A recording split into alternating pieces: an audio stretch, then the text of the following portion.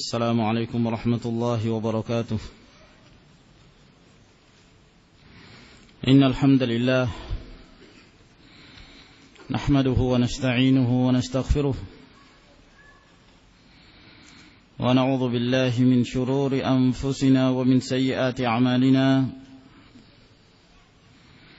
من يهده الله فلا مضل له ومن يضلل فلا هادي له. وأشهد أن لا إله إلا الله وحده لا شريك له وأشهد أن محمدا عبده ورسوله. يا أيها الذين آمنوا اتقوا الله حق تقاته ولا تموتن إلا وأنتم مسلمون. يا أيها الناس اتقوا ربكم الذي خلقكم من نفس واحدة وخلق منها زوجها وبث منهما رجالا كثيرا ونساء. واتقوا الله الذي تساءلون به والأرحام إن الله كان عليكم رقيبا. يا أيها الذين آمنوا اتقوا الله وقولوا قولا سديدا يصلح لكم أعمالكم ويغفر لكم ذنوبكم. ومن يطع الله ورسوله فقد فاز فوزا عظيما. أما بعد، معاشر المسلمين والمسلمات رحمكم الله. Alhamdulillah, melanjutkan pelajaran kita dari pembahasan Sahih Al-Imam Al-Bukhari rahimahullahu ta'ala. Dan pada pertemuan yang lalu kita telah menjelaskan hadis Abi Hurairah radhiyallahu ta'ala anhu yang lebih dikenal dengan hadis Jibril, di mana Jibril alaihi salam datang kepada Rasulullah sallallahu alaihi wasallam lalu bertanya kepada beliau alaihi salatu wassalam tentang hal-hal yang menyangkut perkara-perkara yang merupakan prinsip di dalam agama ini. Maka beliau bertanya tentang al-Islam, tentang al-Iman dan al-Ihsan, dan bertanya tentang hari kiamat. Dan dijawab oleh Rasulullah sallallahu alaihi wasallam yang pada hakikatnya merupakan pelajaran yang beliau sampaikan kepada para sahabat. Sebab Jibril alaihi salam telah mengetahui ilmu tersebut. Namun beliau sengaja bertanya kepada Rasulullah alaihi salatu wassalam agar kemudian jawaban-jawaban Rasulullah sallallahu alaihi wasallam menjadi pelajaran bagi para sahabat radhiyallahu ta'ala anhum, agar mereka benar-benar mengetahui mana yang merupakan prinsip-prinsip di dalam agama Allah subhanahu wa ta'ala. Oleh karenanya setelah Jibril alaihi salam pergi, maka Rasulullah sallallahu alaihi wasallam mengatakan kepada mereka, "Hadza Jibrilu jaa liyu'alliman nasa dinahum." Bahwa itu adalah Jibril yang datang untuk mengajarkan kepada manusia agama mereka. Maka di situ Allah Subhanahu wa taala telah menjadikan al-Islam wal iman wal ihsan semuanya termasuk ke dalam ad-din, ke dalam prinsip-prinsip agama ini, yang apabila seorang muslim semakin mendekatkan dirinya kepada Allah Subhanahu wa taala, maka semakin tinggi pula tingkatannya dan derajatnya di sisi Allah. Dan semakin dia berusaha untuk menaiki jenjang-jenjang di dalam agama tersebut, maka dia pun semakin mulia, semakin dekat dari Allah Subhanahu wa taala. Kita melanjutkan kembali ke hadis yang berikutnya, yang disebutkan oleh Imam Al-Bukhari rahimahullahu taala, masih dalam Kitabul Iman. Berkata Al-Imam Abu Abdullah Muhammad bin Ismail bin Ibrahim Ibn al-Mughirah Ibn Bardizbah al-Ju'fi maulahum Al-Bukhari rahimahullahu taala, haddatsana Ibrahim ibn Hamzah, telah memberitakan kepada kami Ibrahim bin Hamzah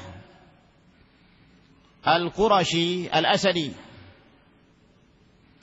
Beliau berasal dari keturunan Az-Zubair bin Al-Awwam, salah seorang sahabat Nabi sallallahu alaihi wasallam yang mulia, yang mendapatkan jaminan surga, termasuk di antara 10 sahabat yang telah dijamin oleh Allah Subhanahu wa taala bahwa mereka dimasukkan ke dalam surga.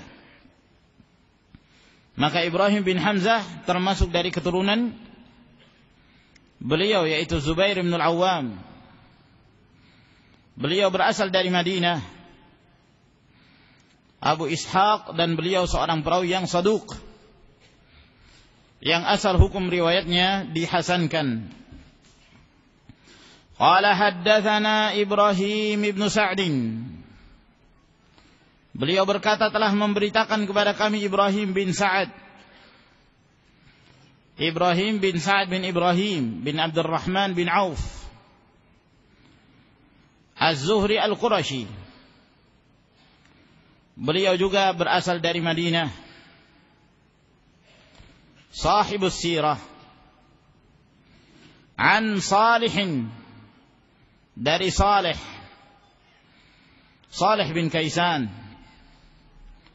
Ad-Dusi. Ada yang mengatakan bahwa kunyah beliau Abu Muhammad, ada pula yang mengatakan beliau berkunyah Abul Harith. Beliau seorang perawi yang sangat terpercaya, dan di samping itu pula beliau seorang yang faqih rahimahullahu ta'ala. An Ibn Shihab, dari Ibn Shihab, Muhammad bin Muslim bin Ubaidillah bin Abdullah bin Shihab Abu Bakar Az-Zuhri rahimahullahu ta'ala. Beliau termasuk ulama yang paling pertama yang mengumpulkan hadis-hadis Rasulullah sallallahu alaihi wasallam berdasarkan perintah dari Al-Khalifatul Rashid Umar bin Abdul Aziz rahimahullahu ta'ala. Sebab pada waktu itu Umar bin Abdul Aziz rahimahullah sangat mengkhawatirkan ilmu ini akan hilang, disebabkan karena semakin banyak dari kalangan para ulama yang meninggal dalam peperangan, dalam medan jihad fi sabilillah. Sehingga Umar bin Abdul Aziz menyarankan kepada para ulama, di antara mereka adalah Ibn Shihab Az-Zuhri, untuk membukukan dan menulis hadis-hadis Rasulullah sallallahu alaihi wa ala alihi wasallam. Dan Ibn Shihab Az-Zuhri rahimahullah seorang alim dan seorang muhaddits, dan beliau termasuk dari kalangan tabi'i. Beliau meriwayatkan dari beberapa sahabat radhiyallahu ta'ala anhum. An Ubaidillah bin Abdillah, dari Ubaidullah bin Abdillah bin Utbah bin Mas'ud Al-Hudhali Abu Abdillah. Beliau juga berasal dari Madinah. Beliau seorang faqih. Dalam keadaan beliau, mata beliau buta, rahimahullahu ta'ala. Akan tetapi Allah subhanahu wa ta'ala mengangkat derajat beliau disebabkan karena ilmu yang beliau miliki, ilmu hadis wa ilmu fiqh. Bahkan beliau termasuk di antara 7 tokoh terkenal dari kalangan para fuqaha, dari kalangan tabi'in yang ada pada zamannya. Maka Ubaidullah bin Abdillah bin Utbah bin Mas'ud radhiyallahu ta'ala an termasuk di antara 7 para fuqaha yang ada di Madinah. Anna Abdullah bin Abbas akhbarah, bahwa Abdullah bin Abbas radhiyallahu ta'ala anhuma beliau mengabarkan. Abdullah bin Abbas, Abul Abbas, beliau adalah salah seorang dari keluarga Nabi alaihi salatu wassalam, sepupu Rasulullah sallallahu alaihi wasallam. Dan di samping itu pula beliau seorang sahabiyun jalil, di antara sahabat Nabi sallallahu alaihi wasallam yang mulia, yang faqih, yang alim, mufassir, yang telah diakui oleh para sahabat dan yang setelahnya. Kata Abdullah bin Mas'ud radhiyallahu ta'ala an tentang Abdullah bin Abbas, ni'matur jumanul Quran. Abdullah bin Abbas itu adalah orang yang terbaik dalam menafsirkan Al-Quranul Karim. Dan itu adalah berkah dari doa Nabi sallallahu alaihi wasallam, di mana beliau pernah mendoakan Abdullah bin Abbas, Allahumma faqihhu fid din wa'allimhu ta'wil. Ya Allah, ajarkanlah kepada dia agama ini, faqihkanlah kepada dia terhadap perkara-perkara agama, dan ajarkan kepadanya ilmu tafsir Al-Quranul Karim. Dan di samping itu pula beliau banyak sekali meriwayatkan hadis-hadis dari Rasulullah sallallahu alaihi wasallam, baik secara langsung dari Nabi alaihi salatu wassalam maupun melalui perantaraan para sahabat yang lainnya, sehingga beliau tergolong di antara sahabat yang paling banyak dalam meriwayatkan hadis-hadis dari Nabi alaihi salatu wassalam.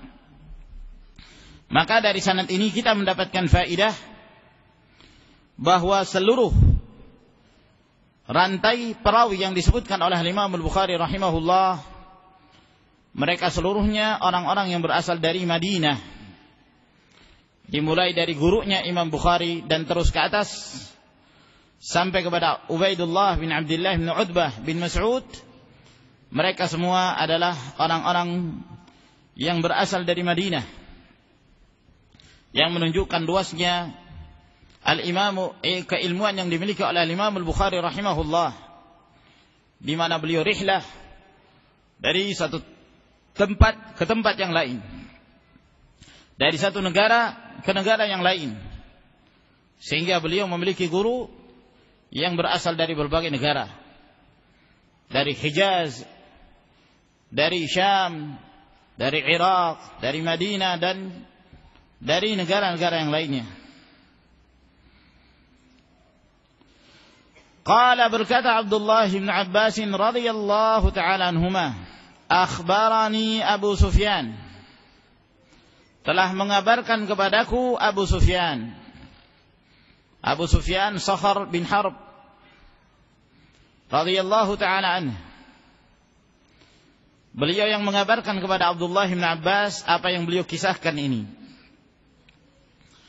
Anna Hiraqla qala lah, bahwa Raja Hiraql, yaitu Raja Romawi, yang berkuasa pada saat itu berkata kepada Abu Sufyan, di antara yang dia ucapkan dan yang dia tanyakan tentang Nabi sallallahu alaihi wasallam, "Sa'altuka, aku bertanya kepadamu, hal yaziduna am yanqusun?" Apakah jumlahnya para pengikut orang yang mengaku sebagai nabi itu, yaitu Muhammad sallallahu alaihi wasallam, apakah jumlah mereka bertambah ataukah jumlah mereka berkurang? Faza'amta annahum yazidun, lalu kemudian engkau mengatakan atau menyangka bahwa mereka itu semakin bertambah jumlahnya. Wa kadzalikal imanu hatta yatim. Lalu dikomentari oleh Herakl, dan demikianlah al-iman apabila iman tersebut menjadi sempurna. Maka pada saat iman masuk ke dalam hati manusia, maka iman tersebut akan bersemi dalam hati mereka. Sehingga wajarlah kalau jumlah para pengikut Nabi sallallahu alaihi wasallam tersebut semakin bertambah. Wa sa'altuka, dan aku bertanya kepadamu, hal yartaddu ahadun sakhtatan lidinihi ba'da an yadkhula fihi?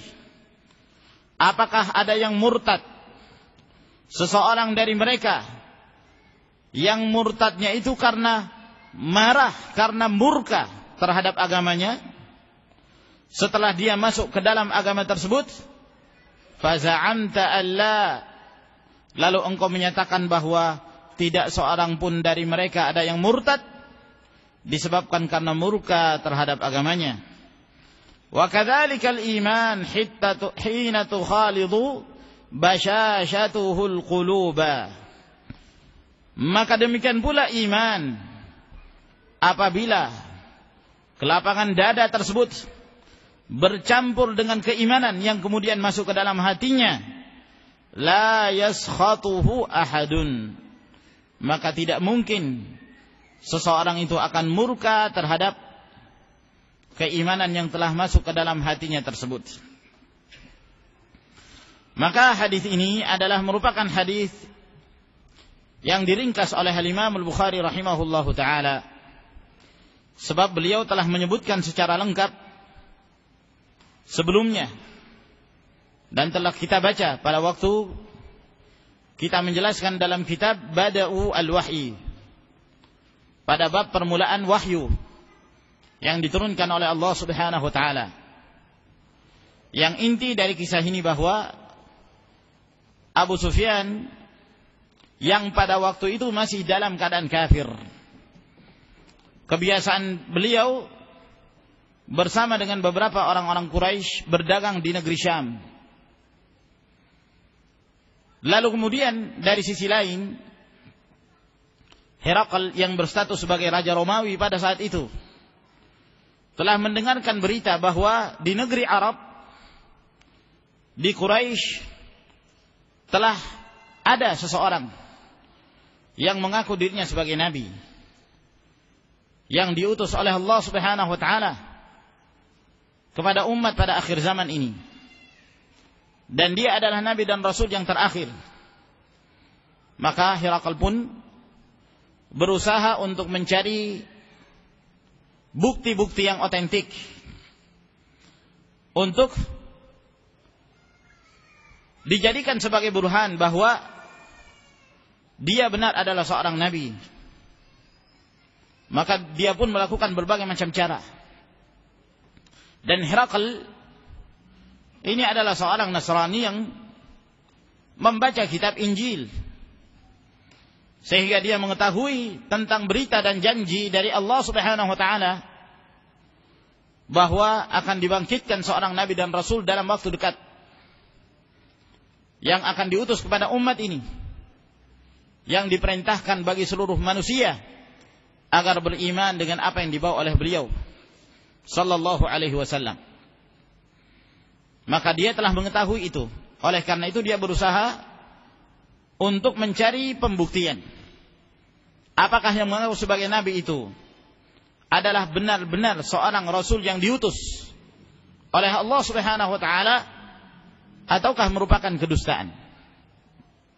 maka dia pun mencari tanda-tanda. Di antara tanda-tanda yang dia lakukan karena dia punya keahlian dari ilmu perdukunan, sehingga dia bisa melihat tanda-tanda tersebut dari langit.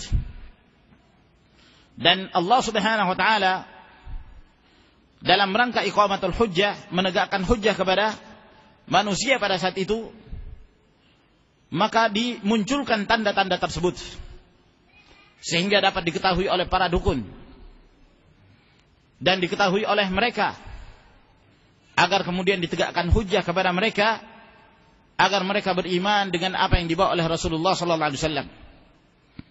Dan itu telah diketahui oleh Herakl. Kemudian dia mencari bukti yang lain. Dia mengutus salah seorang untuk mendatangi negeri Arab dan untuk diselidiki apakah para pengikut yang mengaku sebagai nabi tersebut, mereka adalah orang-orang yang berkhitan, yang melakukan khitan, yang bersunat. Lalu kemudian utusan tersebut kembali dan mengabarkan kepada Herakl bahwa mereka adalah orang-orang yang berkhitan, sehingga semakin kuatlah keyakinannya bahwa itu adalah Rasul yang diutus oleh Allah Subhanahu wa taala. Bahkan dia mengatakan, hadza malikul khitani qad zahar. Ini rajanya khitan telah nampak. Maksudnya Rasulullah alaihi salatu wassalam. Nah, termasuk di antara usaha Herakl untuk mencari pembuktian kebenaran yang dibawa oleh Rasulullah sallallahu alaihi wasallam, setelah Rasulullah alaihi salatu wasallam mengirimkan surat kepada Herakl mengajak dia dan umatnya agar kemudian masuk ke dalam Islam, maka dia pun mengambil atau memanggil Abu Sufyan yang kebetulan berdagang di negeri Syam. Dia pun dipanggil bersama dengan beberapa dari kalangan Arab yang ikut bersama Abu Sufyan. Datanglah Abu Sufyan, dan Raja Herakl pun bertanya dengan beberapa pertanyaan kepada Abu Sufyan yang pada waktu itu masih dalam keadaan kafir. Namun Abu Sufyan tidak berani berdusta, sebab pada waktu itu ketika Herakl bertanya kepada mereka, siapa di antara kalian yang paling dekat hubungan nasabnya dengan Rasulullah yang mengaku sebagai nabi itu, maka Abu Sufyan pun mengatakan saya. Maka dia pun diletakkan di depan, sedangkan teman-temannya didudukkan di belakang. Lalu kemudian Herakl mengatakan, apabila teman kalian ini berdusta, maka dustakanlah dia dan apa yang dia ucapkan. Maka Abu Sufyan takut untuk berdusta, sehingga dia menceritakan apa yang nampak bagi dia dan apa yang dia ketahui dengan kejujurannya. Nah, di antara yang ditanyakan oleh Herakl kepada Abu Sufyan yang pada waktu itu masih dalam keadaan kafir adalah yang disebutkan dalam hadis ini. Apakah jumlah orang-orang yang mengikutinya itu semakin bertambah ataukah semakin berkurang? Maka dijawab oleh Abu Sufyan, bal yazidun. Bahkan jumlah mereka itu semakin bertambah. Lalu Herakl bertanya lagi, apakah ada di antara mereka yang murtad, yang keluar dari agama tersebut karena marah, jengkel terhadap agama itu setelah dia masuk ke dalamnya? Maka dijawab oleh Abu Sufyan, tidak sama sekali. Tidak ada yang demikian. Maka ini pun dicocokkan dengan apa yang diketahui oleh Herakl dari tanda-tanda utusan Allah Subhanahu wa taala pada akhir zaman, dan ternyata benar.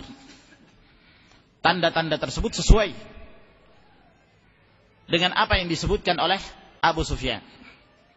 Sampai kemudian setelah dia menyelesaikan pertanyaan-pertanyaan tersebut, maka Herakl mengatakan kepada Abu Sufyan, la in kana ma taquluhu haqqan fasayamliku ma tahta qadamayya hatain. Apabila yang engkau ucapkan ini benar, niscaya dia akan menguasai tahtaku yang aku duduki sekarang ini.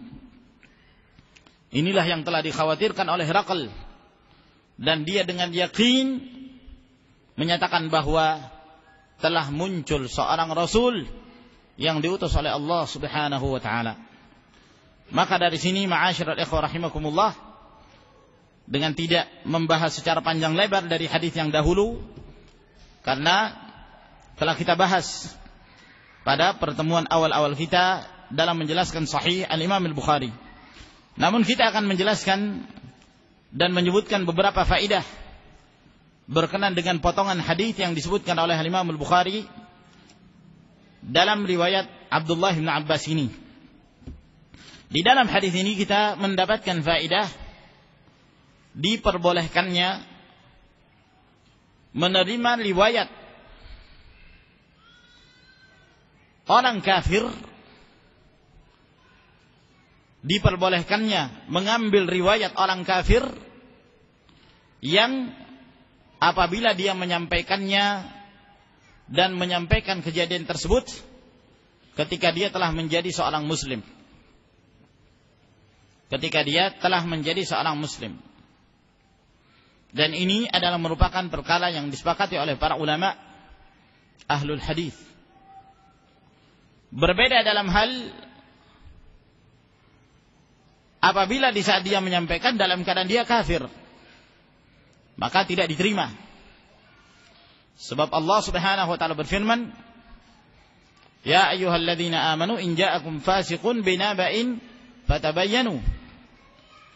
Wahai orang-orang beriman, apabila datang kepada kalian seorang yang fasik membawa kabar berita, maka hendaklah kalian menelitinya, meng-cross-checknya. Maka ini kalau yang datang pada kalian seorang yang fasik, maka terlebih-lebih lagi kalau yang mengabarkan itu adalah seorang yang kafir, maka tidak diterima di saat dia menyampaikan dalam keadaan dia kafir.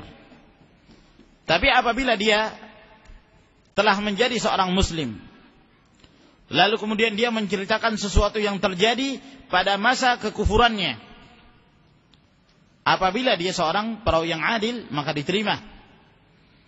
Dan demikian pula para sahabat. Semua sahabat Nabi sallallahu alaihi wasallam, mereka adalah orang-orang yang adil dalam meriwayatkan hadis, dalam menyampaikan berita-berita yang mereka kabarkan. Sehingga para ulama menerima riwayat tersebut. Maka Abu Sufyan menyampaikan ini kepada Abdullah bin Abbas ketika beliau telah menjadi seorang muslim. Beliau mengabarkan apa yang terjadi seputar dialog antara beliau dengan Herakl di saat beliau masih dalam keadaan kafir. Termasuk dalam perkara ini adalah riwayatnya Jubair bin Mut'im yang diriwayatkan oleh Al-Imam Al-Bukhari rahimahullahu ta'ala. Jubair bin Mut'im radhiyallahu ta'ala anhu mengatakan, "Sami'tu an-nabiyya sallallahu alaihi wasallam yaqra'u fil maghribi bit-turi wa kana dhalika awwala ma waqara al-iman fi qalbi." Aku mendengarkan Nabi sallallahu alaihi wasallam membaca surah At-Tur pada solat maghrib. Ini didengarkan oleh Jubair bin Mut'im pada waktu beliau masih dalam keadaan kafir. Dan itu adalah merupakan pertama kali iman itu masuk ke dalam hatiku. Beliau mendengarkan Rasulullah sallallahu alaihi wasallam membaca surah At-Tur, yang menunjukkan bahwa pada salatul maghrib Nabi alaihi salatu wasallam senantiasa menjaharkan. Maka ini juga menguatkan apa yang kita sebutkan tadi, bahwa seorang yang kafir ketika dia masuk ke dalam Islam dan Islamnya menjadi baik dan dia menjadi seorang yang terpercaya dalam menyampaikan berita, maka riwayatnya diterima walaupun dia menceritakan sesuatu yang terjadi di masa kekafirannya. Dan di dalam hadis ini juga menjelaskan kepada kita bahwa Herakl yang dia adalah seorang pemimpin, raja Romawi, namun kekuasaan yang dia miliki tidak mampu merubah kondisi umat. Bahkan dia sendiri takut menjadi seorang muslim dan menampakkan keislamannya di hadapan rakyatnya, dalam keadaan dia mengetahui tanda-tanda tentang kerasulan Muhammad bin Abdullah sallallahu alaihi wasallam. Bahkan Allah Azza wa Jalla menyatakan tentang ahlul kitab, ya'rifunahu kama ya'rifuna abna'ahum. Mereka mengenal Muhammad sallallahu alaihi wasallam seperti mereka mengenal anak-anak kandung mereka sendiri. Jadi Herakl betul-betul mengetahui dengan tanda-tanda dan bukti-bukti yang sangat jelas sekali bahwa Muhammad sallallahu alaihi wasallam adalah seorang rasul. Namun dia tidak beriman dan dia mati dalam keadaan kafir hanya karena khawatir tahtanya direbut oleh rakyatnya, khawatir akan dikudeta, khawatir akan kehilangan kedudukan. Subhanallah. Maka ini menunjukkan demikian dahsyatnya fitnatud dunya, ma'asyiral muslimin rahimakumullah. Berapa banyak dari kalangan manusia dengan kedudukan menyebabkan mereka tergelincir dari agama Allah Subhanahu wa taala.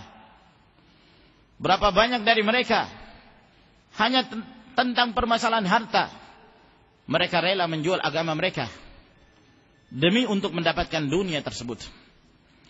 Bagaimana keadaan ahlul kitab di saat mereka merubah-rubah agama Allah?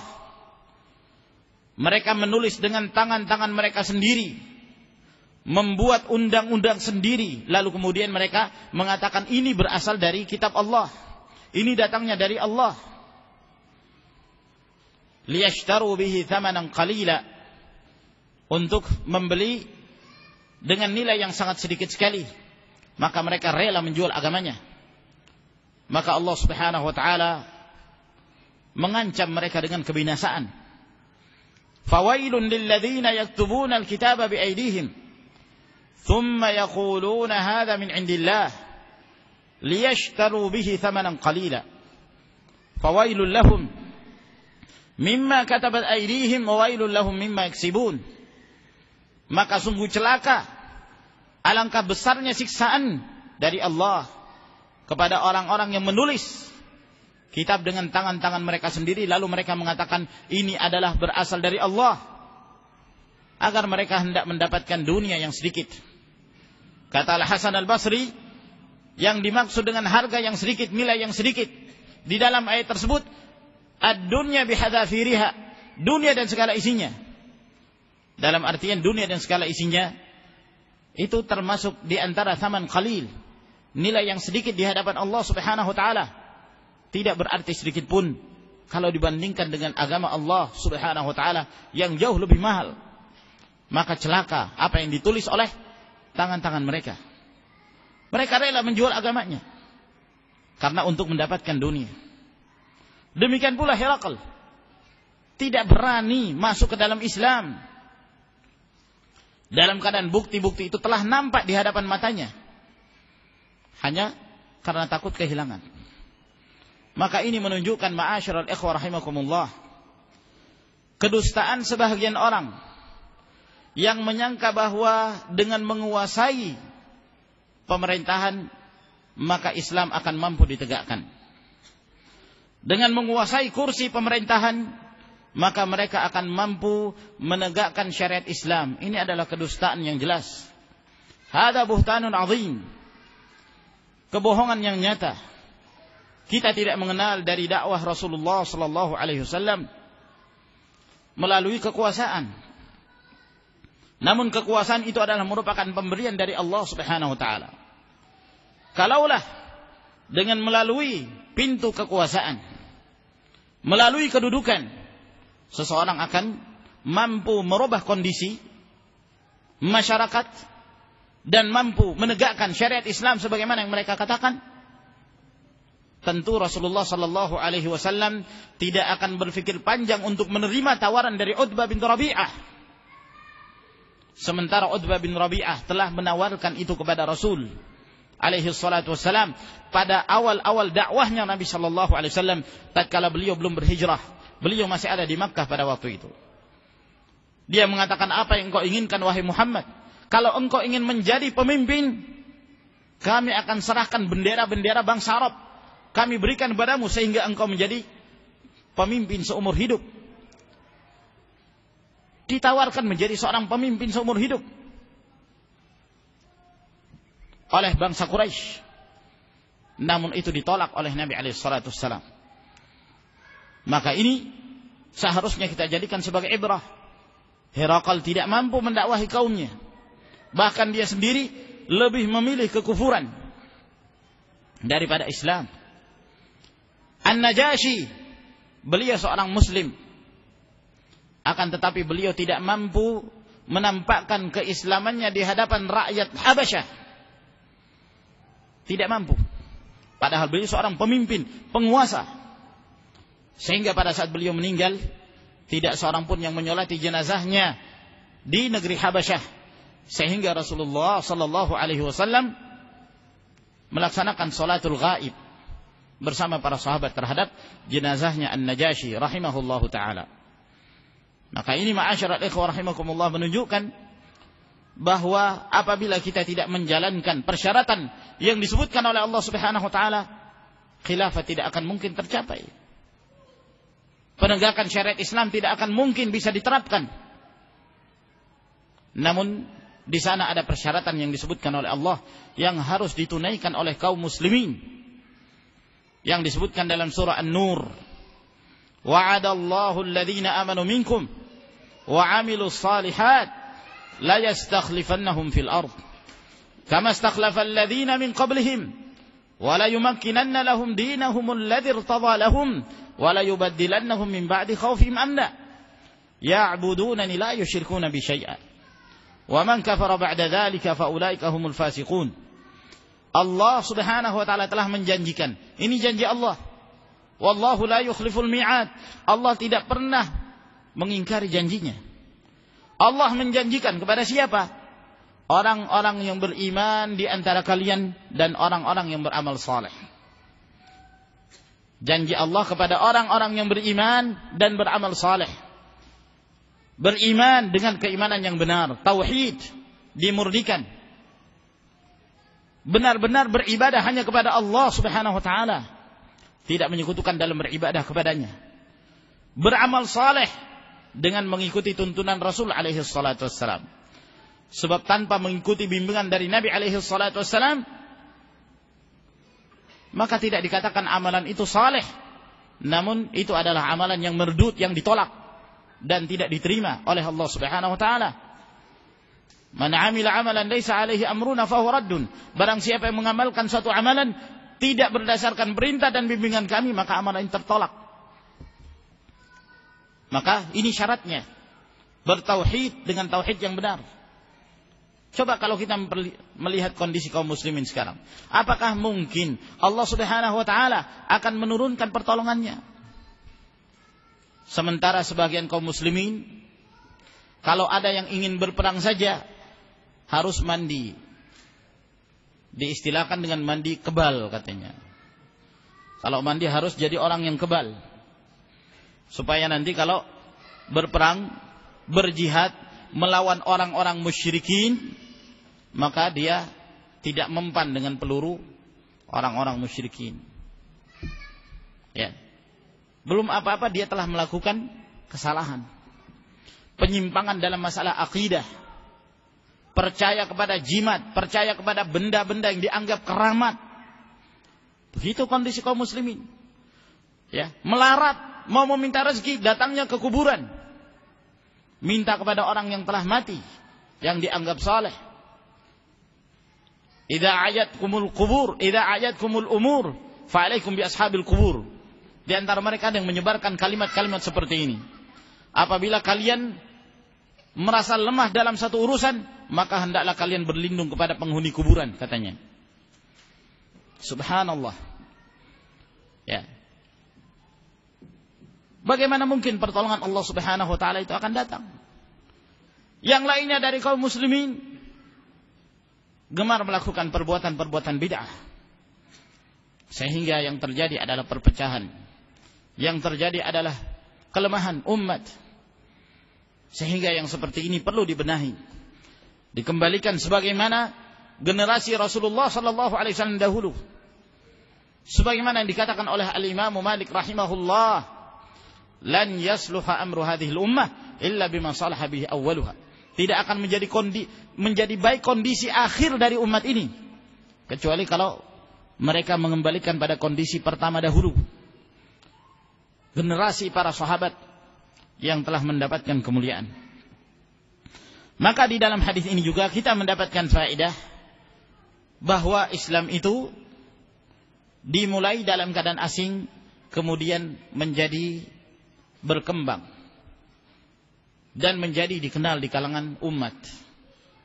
Oleh karena itu disebutkan di sini ciri-ciri umatnya Rasulullah sallallahu alaihi wasallam. Apakah jumlah mereka itu bertambah atau berkurang? Lalu dijawab bahwa jumlah mereka itu bertambah.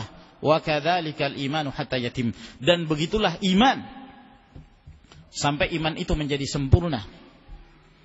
Inilah yang dikatakan oleh Nabi alaihi salatu wassalam di dalam hadis yang diriwayatkan oleh Imam Muslim dari hadis Abi Hurairah, bahwa Rasulullah sallallahu alaihi wasallam bersabda, "Bada al-Islamu ghariban wa sayaudu ghariban kama bada'a fatuba lil ghuraba." Islam dahulu dimulai dalam keadaan asing. Lalu kemudian semakin lama semakin berkembang sehingga orang berbondong-bondong masuk ke dalam Islam.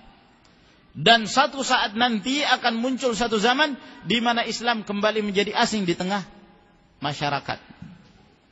Akan tetapi dengan kesabaran, maka Islam itu akan semakin berkembang dan akhirnya dikenal di kalangan umat. Maka begitulah Islam. Kadang-kadang akan muncul satu zaman di mana di saat seseorang hendak menyebarkan Islam yang benar, menyebarkan sunnah Nabi SAW, dianggap asing. Dianggap bahwa itu adalah perkara yang mungkar. Padahal itulah yang dianjurkan oleh Nabi SAW. Kenapa? Karena telah terjadi ghurbatul Islam. Bahkan disebutkan oleh Syekhul Islam Taimiyah rahimahullah ta'ala, keterasingan Islam itu sudah mulai dirasakan semenjak zaman Umar bin Abdul Aziz. Sampai-sampai sebagian masyarakat muslimin di zaman Umar bin Abdul Aziz disebabkan karena tidak tersebarnya ilmu pada waktu itu, di antara mereka ada yang tidak mengetahui tentang hukum khamr, bahwa itu diharamkan. Ada yang tidak tahu.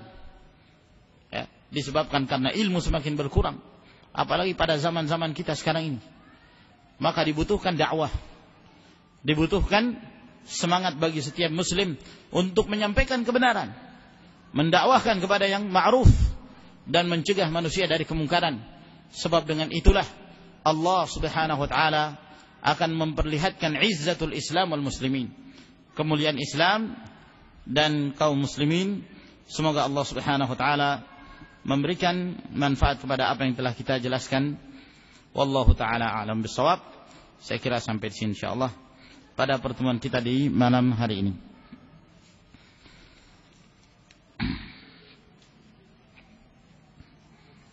Sini mungkin ada beberapa pertanyaan.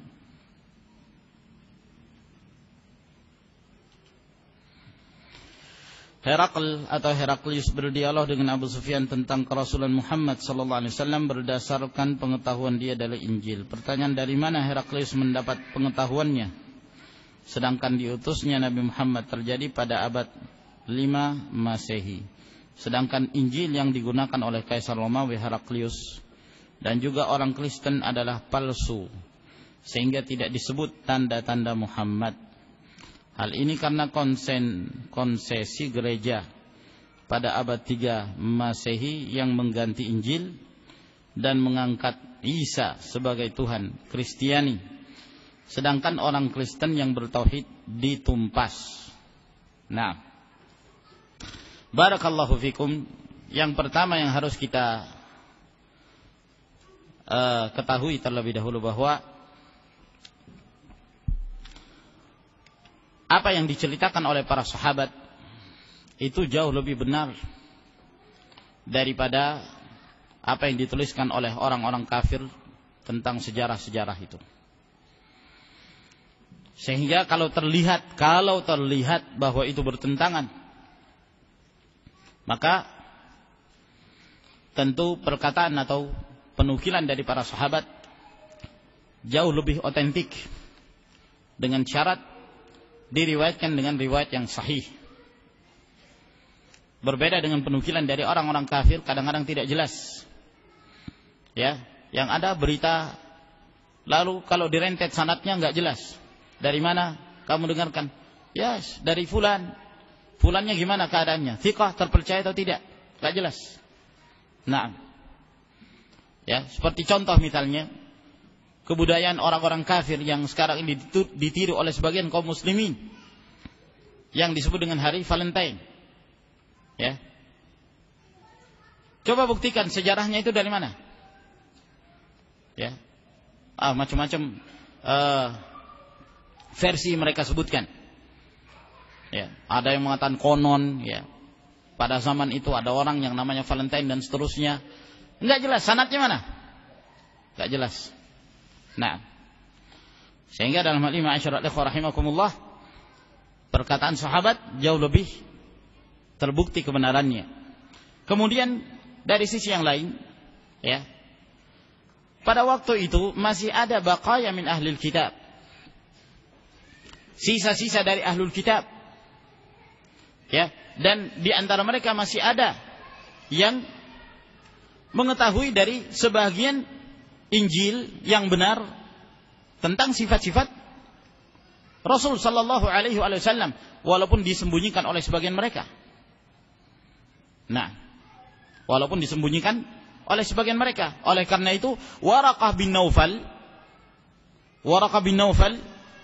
sepupunya Khadijah bintu Khuwailid radhiyallahu taala anha, ketika Rasulullah alaihi salatu wasallam dalam keadaan ketakutan pulang dari gua Hira, minta diselimuti, setelah tenang maka Khadijah, ya, membaca ada sesuatu yang menimpa suaminya, maka dibawalah kepada Waraqah bin Naufal. Enggak dibawa kepada dukun atau dibawa kepada paranormal, karena beliau mengetahui bahwa ini ada sesuatu berkenan tentang kebaikan yang akan beliau dapatkan. Dibawa kepada Waraqah bin Naufal. Waraqah bin Naufal ini seorang yang tanassar fil jahiliyah, seorang yang menjadi Nasrani, dan beliau membaca kitab Injil, ya, dan bahkan beliau menerjemahkan kitab Injil ke dalam bahasa Arab. Nah, dan dari situ beliau kemudian berikan kesimpulan setelah Rasulullah sallallahu alaihi wasallam menceritakan apa yang beliau alami, maka dia mengatakan hadza namus alladzi anzalallahu ala Musa. Ini adalah teman rahasia yang pernah Allah turunkan kepada Musa alaihissalam. Nah, menunjukkan bahwa yang beliau terima adalah merupakan berita yang benar, Injil yang benar. Ya. Sehingga sampai beliau berkeinginan, inginnya aku ketika engkau masih hidup nanti, di saat engkau akan diusir oleh kaummu. Maka kaget Nabi SAW, apakah aku akan diusir oleh kaumku?